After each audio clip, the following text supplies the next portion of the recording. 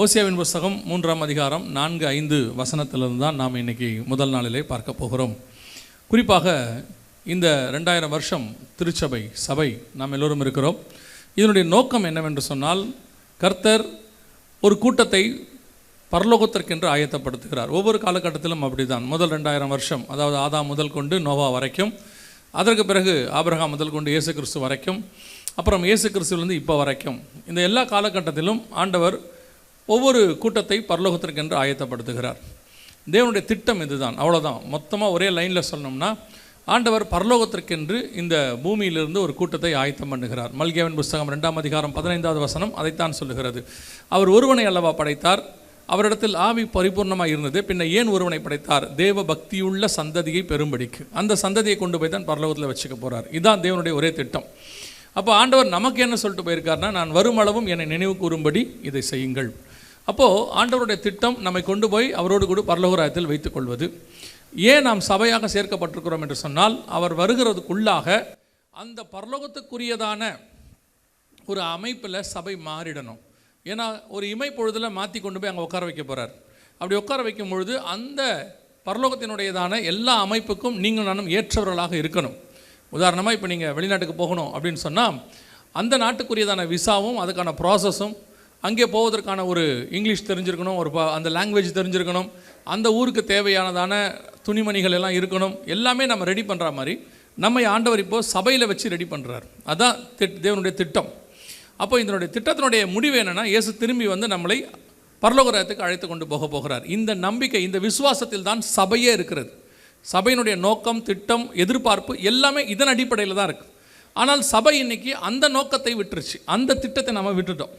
அதை விட்டுட்டு மிச்சம் எல்லாத்துலேயும் சபை இன்றைக்கி பல வகையில் தன்னை எங்கேஜாக வச்சுருக்கு. சர்ச் ரொம்ப பிஸியாக இருக்குது சர்ச்செல்லாம் இப்போ. ஆனால் சபையினுடைய திட்டம் எதுக்காக அப்படின்னு கேட்டால், சபை பரலோகத்துக்கு போவதற்காக மட்டும். இப்போ ஒரு காலகட்டத்தில் இப்போ என்ன ஆயிடுச்சு அப்படின்னு கேட்டிங்கன்னு சொன்னால், சபை பரலோகத்துக்கு போகிறதை மறந்துருச்சு. அதனுடையதான மிக முக்கியமான விஷயத்தை மறந்துருச்சு. இந்த உலகத்தினுடையதான மேன்மைகள் அல்லது உலகத்தில் உள்ள வாழ்க்கை, எதிர்காலம், இப்படியெல்லாம் பிள்ளைகளுடைய காரியம், இதெல்லாம் கொஞ்சம் கொஞ்சமாக சபையை ஆக்கிரமிப்பு பண்ணி சபை வந்து இப்போ பரலோகத்துக்கு போகணுங்கிற திட்டத்தையே மறந்துருச்சு. இப்போ இயேசு என்ன சொல்கிறாருன்னா, நினையாத நாளையில் வந்து நான் உங்களுக்கு கூட்டிகிட்டு போயிடுவேன் அப்படின்னார். இப்போ அவர் வரும்போது அதுக்கு காத்திருக்க வேண்டிய சபை இப்போ அவர் வருகையை சந்திப்பதற்கு தயாராக இல்லை. அதனால் ஆண்டவர் என்ன செய்கிறாரு, அவர் வருகையை பற்றின விஷயங்கள்லாம் முன்கூட்டியே சொல்லி, இதெல்லாம் வரும்போது நான் வருவேன், ரெடியாக இருங்க அப்படின்னு சொல்லி நமக்கு சொல்லியிருக்கிறார். இதை இப்போ ஒரு கூட்டம் என்ன சொல்ல ஆரம்பிச்சிருச்சுன்னா, வருகையே கிடையாது, இயேசு வரமாட்டார் அப்படின்னு துணிகரமாக சொல்கிற ஒரு கூட்டம் இருக்குது. இன்னொரு கூட்டம் என்ன சொல்லுது, வருகை இருக்குது, இப்போ வராது அப்படின்னு ஒரு கூட்டம் இருக்குது. வருகை இருக்க நாங்கள் ஒத்துக்கிறோம், ஆனால் இப்போல்லாம் வராது, அதுக்கு இன்னும் எவ்வளோ காலம் இருக்குது அப்படின்னு சொல்கிறாங்க. அப்படியா என்று சொன்னால், சபை வருகைக்கு ஆயத்தமாகவில்லை என்று சொல்லி தான் அர்த்தம். இப்போ நாம் இந்த வருகையை பற்றி பேச பேச பேச நிறைய பேர் என்ன சொல்கிறாங்கன்னா, என்னமோ இவங்க தான் வருகையை பற்றி பேசுகிற மாதிரி சொல்கிறாங்க, எதுக்கு ஜனங்களை வருகன்னு சொல்லி பயமுறுத்துகிறாங்க, எதுக்கு இந்த மாதிரி செய்தியெல்லாம் கொடுக்கணும் அப்படின்னு சொல்லி கேட்குறாங்க. வருகையை பற்றின செய்தி இப்போ இல்லை, முதல் செய்தியே பைபிளுடைய ஃபஸ்ட்டு மெசேஜ் எடுத்திங்கன்னா வருகையை பற்றி தான் இருக்குது. எந்த மெசேஜ்னு கேட்டிங்கன்னா, ஆதாமுக்கு 7ஆம் தலைமுறையான ஏனோக்கும் இயேசுனுடைய வருகை குறித்து, எந்த வருகை குறித்து? பகிரங்க வருகை குறித்து பேசியிருக்கிறார். யூதாவின் புஸ்தகம் 14ஆம் அதிகாரம், யூதாவின் புஸ்தகம் 14-15 வசனத்தில் அவர் சொல்லும் பொழுது, 1000 பரிசுத்தவான்களோடு தேவன் பூமியை நியாயம் தீர்க்க வருகிறார் என்று சொல்லுகிறார். யோசித்து பாருங்கள், ஆயிடவர் சரசாட்சிக்கு முன்பாக தேவன் வரக்கூடியதான காரியம் இது. தேவன் வந்து 1000 வருடம் அரசாண்டு பூமியை நியாயம் தீர்ப்பார். 1000 பரிசுத்தவான்கள் அங்கே தான் அவர் வரப்போகிறார். அதுக்கு முன்னாடி ஒரு இடத்துல கூட ஆண்டவர் அப்படி வரல. இயேசு முதலாவது வரும்போது கூட கன்னியின் வயிற்றில் தான் பிறந்தார். இப்போ வரும்போது தான் 1000 பரிசுத்தவான்களோடு வரப்போகிறார். இந்த வெளிப்பாடு யாருக்கு இருக்கிறது? ஏனோக்குக்கு இருக்கிறது. அப்படின்னா இயேசுவினுடைய 2ஆம் வருகை பற்றின வெளிப்பாடு ஏனோக்கு இருக்குது. ஆனால் இன்றைக்கி இருக்கிற சபை வருகை வராது, இப்போ வராது அப்படின்னு சொல்லிட்டு இருக்கிறாங்க. அப்போ பழைய ஏற்பாட்டு காலத்திலிருந்து, ஏனோக்கின் காலத்திலிருந்து 49ஆம் அதிகாரம் ஆதியாகமத்தின் புஸ்தகம் முதல் 2 வசனத்தை வாசித்து பாருங்கள். யாக்கோபு சொல்கிறார், பிள்ளைகளே இங்கே வாருங்கள், கடைசி காலத்தில் சம்பவிப்பதை நான் உங்களுக்கு சொல்லுவேன் என்று சொல்லுகிறார். அவருக்கும் கடைசி காலத்தை பற்றினதான எல்லா விதமான வெளிப்பாடும் அவருக்கு இருக்கிறது என்று சொல்லி பார்க்கிறோம். அவர் மட்டுமல்ல, ஏசாயாவுக்கு 1000 வருஷ அரசாட்சியை குறித்து தெரிந்திருக்கிறது. அநேக பரிசுத்தவான்கள் பழைய ஏற்பாட்டில் இந்த 2ஆம் வருகை குறித்து, 1000 வருஷ அரசாட்சியை குறித்து, நியாய தீர்ப்பை குறித்து சொல்லி வைத்திருக்கிறார். ஆனால் புதிய ஏற்பாட்டு சபைக்கு தான் இது நிறைய வெளிப்பாடு இருக்கணும். அவர்களை விட நிறைய இருக்க வேண்டியது நமக்கு தான் இருக்கணும். நாம் இன்றைக்கி அந்த வெளிப்பாடுகளிலிருந்து கொஞ்சம் வெளியே போயிட்டோம். அதனால் சபை வருகை வராது, இயேசு வரமாட்டார் அப்படிங்கிற இடத்துக்கு போயிட்டாங்க.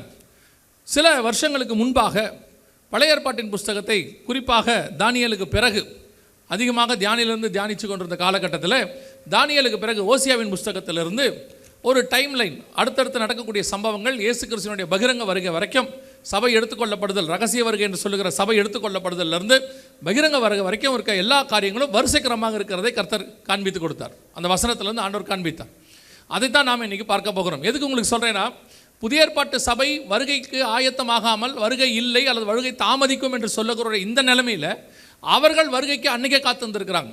ஆபிரகாமின் நாட்களை பார்க்க ஆவலாக இருந்தான்னு ஒரு 2000 வருஷத்துக்கு முன்னாடி இருக்குது. இயேசு 2000 வருஷம் கழித்து சொல்கிறாரு, அவன் கண்டு களி கூர்ந்தான்னு சொல்லி. அந்த மாதிரி 2000 வருஷத்துக்கு முன்னாடி, 4000 வருஷத்துக்கு முன்னாடி இயேசுவினுடைய பகிரங்க வருகையும் அரசாட்சியையும் பார்ப்பதற்கு பரிசுத்தவான்கள் ஆவலோடு கூட இருந்திருக்கிறார்கள், காத்திருந்திருக்கிறார்கள். ஆனால் இன்றைக்கி என்ன நடக்குது அப்படின்னா, புதிய ஏற்பாட்டு சபை தான் அதுக்கு காத்திருக்க வேண்டிய சபை. அவர்கள் இன்றைக்கி காத்திருக்கவில்லை. அவங்களாம் பரதேசிக்கு போயிட்டாங்க. பழைய ஏற்பாட்டு பரிசுத்தவான்கள் தான். இப்போ நம்ம தான் இன்னும் போகாமல் இருக்கிறோம். நம்ம தான் அதுக்கு போக வேண்டிய ஆட்கள். ஆனால் நாம் இன்றைக்கி அதுக்கு ஆயத்தம் இல்லை.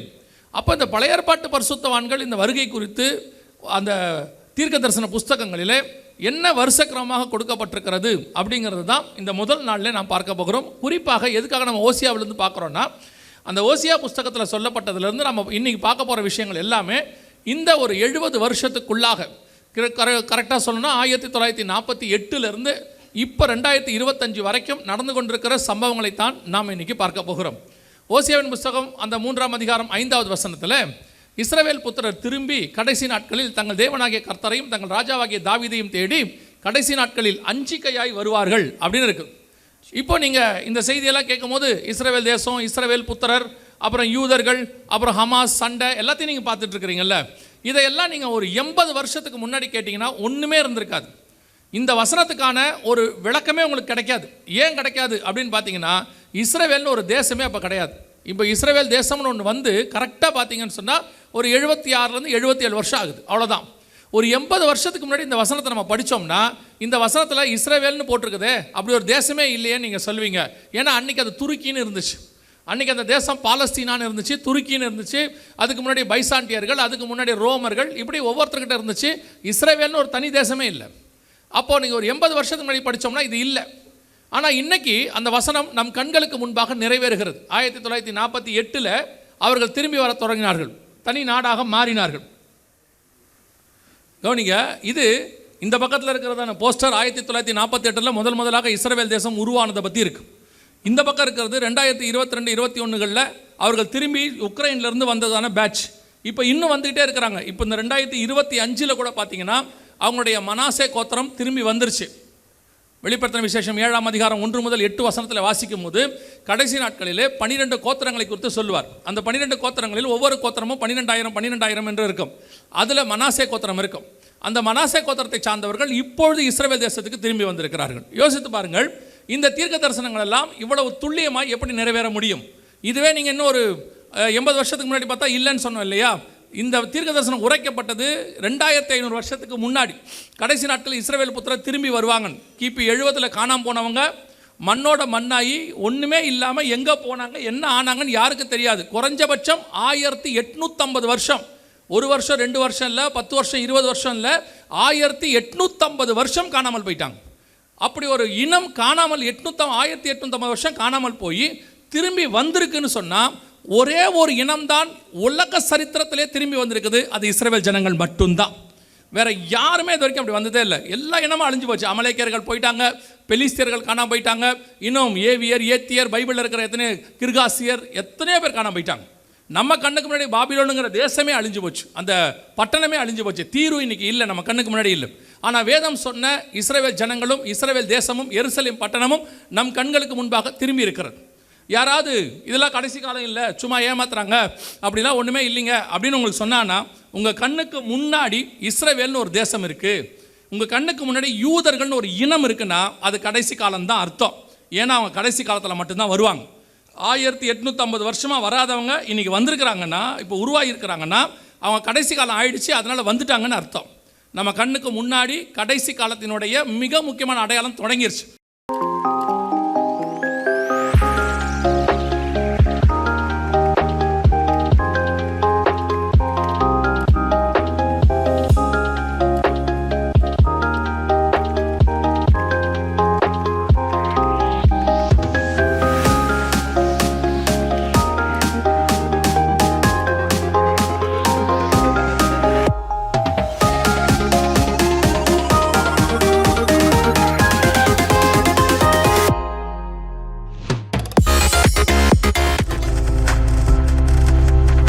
நீங்கள் பார்த்து கொண்டிருப்பது உங்கள் ஜாய் டிவி. உங்கள் துக்கம் சந்தோஷமாய் மாறும்.